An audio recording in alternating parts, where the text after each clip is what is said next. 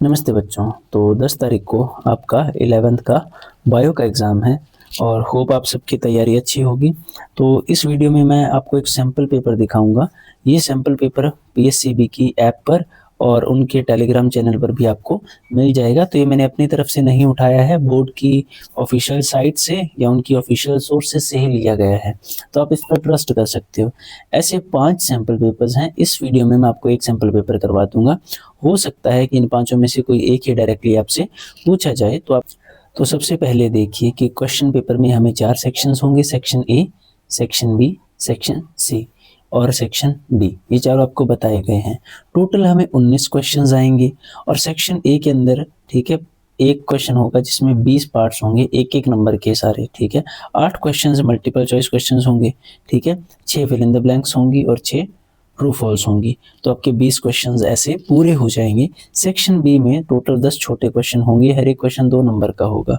Section 3 में, ठीक है, क्या होंगे, 5 क्वेश्चंस होंगे और हर एक क्वेश्चन 3 नंबर का होगा। सेक्शन डी में टोटल 3 क्वेश्चंस होंगे और हर एक क्वेश्चन 5 नंबर का होगा। तो अब हम चलते हैं एमसीक्यूज की तरफ। हमारा है क्वेश्चन, वो है the specialised cell in eubacteria that can fix atmospheric nitrogen. तो कौन सा होगा, ठीक है, मीजोजोम, जाइलम, हेटेरोसाइट या नोस्टॉक। बोलिए। तो आपका सही आंसर होगा ये हेटेरोसिस्ट, सॉरी बच्चों, तो हेटेरोसिस्ट आपका सही ऑप्शन होगा। सो इसके बाद जो दूसरा है, the most common flagellated motile asexual spores in algae. तो जूस्पोर्स, अल्पेनोस्पोर्स, ज़ाइगोस्पोर्स, कोनिडिया। तो इनमें से क्या आंसर होगा आपका? तो आपका ये जो जूस्पोर्स है ये सही आंसर होगा, ठीक है। उसके बाद हम चलते हैं क्वेश्चन नंबर 3 की तरफ। The scar on the seed coat by which the developing seeds attached to fruit, उसे हम क्या बोलेंगे, ठीक है। आपके पास ऑप्शंस हैं, तो देख लीजिए कौन सा ऑप्शन सही आना चाहिए। तो उसे हम बोलेंगे हाइलम, उसे हम क्या बोलेंगे, हाइलम। उसके बाद जो फोर्थ है, द स्टेली डज नॉट इंक्लूड। तो स्टेली में क्या नहीं होता, रीड कर लीजिए आप। एंडोडर्मिस, पेरिसाइकल, वेस्कुलर बंडल, पिथ। तो ये आपका सही ऑप्शन होगा, सही आंसर आएगा आपका एंडोडर्मिस। उसके बाद है question number 5, any sexually reproducing organisms starts its life from single cell called, क्या बोलेंगे, आपको पता होगा जरूर, जाइगोट, ठीक है, 10th में भी पढ़ा होगा आपने, जाइगोट। उसके बाद the plant growth regulator that act both as growth promoter and growth inhibitor, क्या बोलेंगे उसे। ये भी 10th में था एक तरह से, ठीक है, 11th में भी आ गया, इथाइलिन, ठीक है, इथाइलिन। उसके बाद है आपका सी क्वेश्चन है, the excretory organ present in prawn, क्या आंसर आएगा इसका। तो इसका आंसर आएगा यही एंटेनल ग्लैंड्स, ठीक है। तो जिस चीज को ये आंसर्स पता है वो जरूर कमेंट कर दीजिए कि उनके आंसर्स सही हैं, या आप अपने आप से लगाने की भी कोशिश कीजिए पहले, बाद में मैं बता तो दूंगा, ठीक है। The two bones present in pectoral girdle are clavicle and scapula, okay. तो ये आपके 8 क्वेश्चंस हो गए। उसके बाद फिल इन द ब्लैंक्स है। अब ये थोड़ा सा आपको लग सकता है मुश्किल, पर चलिए कोई बात नहीं, हम कर देंगे। इसका आंसर आएगा फाइलम, ठीक है। इसके बाद हमारा जो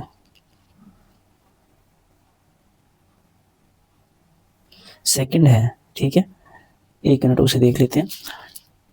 in dash there are no membrane bound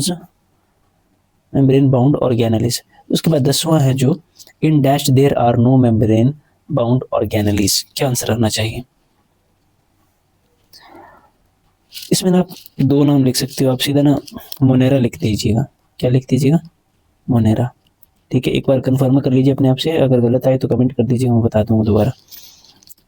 उसके बाद dash is the chief pigment associated with photosynthesis, ये तो हम सभी को पता ही है यार, बहुत छोटे थे तब से, कि क्या लिखेंगे, क्लोरोफिल, क्लोरोफिल, ठीक है, अब मैं इसे ना साफ कर दूं, 1 मिनट आप फिर ना लिख लेना अपने आप से, ठीक है।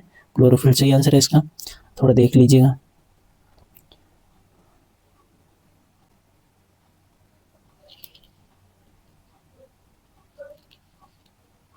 ठीक है, उसके बाद dash is the cartilage box which helps in sound production, ये भी हमने 10th में ही कर लिया था, पर ये आप याद रखिएगा, लैरिनेक्स, ठीक है। अब इसके बाद हमारे पास आएंगे 2 proteins present in myofibrils are actin and myosin, क्या है एक्टिन एंड मायोसिन, तो ये आप जरूर याद रखिएगा।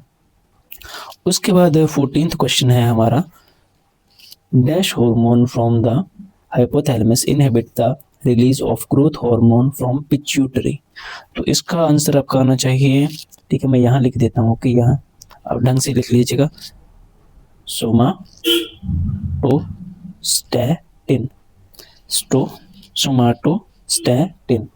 सोमाटोस्टैटिन, ओके, ये आप याद रखिएगा, सोमाटोस्टैटिन। तो उसके बाद ट्रू फॉल्स आएंगे हमारे पास। तो सबसे पहले ये जो है, the helminths have flat body, the का आएगा ट्रू, ठीक है, ये आपका आएगा ट्रू। इसके बाद सेकंड जो है आपका, female frogs have sound producing vocal, ये आपका फॉल्स आएगा, ठीक है। उसके बाद 17वां आपका फिर से ट्रू आएगा, देख लीजिएगा, आप क्वेश्चन रीड कर लीजिएगा, मैं एक्सप्लेन करूँगा तो ज़्यादा लंबी हो जाएगी वीडियो। 18वां फिर ट्रू आएगा। उसके बाद 19वां जो है, क्रोकोडाइल है 4 चेम्बर्ड हर्ट, ये आपका ट्रू आएगा, ठीक है। और उसके बाद neurons are non excitable cells, false, पता है हमें, ठीक है, कि वो तो हाईली एक्साइटेबल सेल्स होते हैं। तो ये आपके ना 20 क्वेश्चंस थे जो मैंने आपको भी बताए हैं, ठीक है। तो ये आप ना थोड़ा ढंग से देख लीजिएगा, ये देखिए, ये लीजिए आप स्क्रीनशॉट ले लीजिए इसका, ठीक है। तो ये सेक्शन ए था। अब इसके बाद हमारे पास ना सेक्शन बी है। अब इसमें ये देखिए, हमारे पास ये सेक्शन बी है। अब इसमें आप देख लीजिए कि 2 नंबर क्वेश्चन जो है वो डिफाइन स्पीशीज एंड फैमिली, फिर क्वेश्चन नंबर 3 है right for economic importance of heterotrophic bacteria, और ये दूसरा आ गया और में, ठीक है। तो आप ना ये सारे क्वेश्चंस देख लीजिए, जैसे right the 4 properties of enzymes, ये बहुत ज़रूरी है, ठीक है। 2 difference between anatomy of C3 and C4 leaves. उसके बाद right define growth and development, distinguish between vital capacity,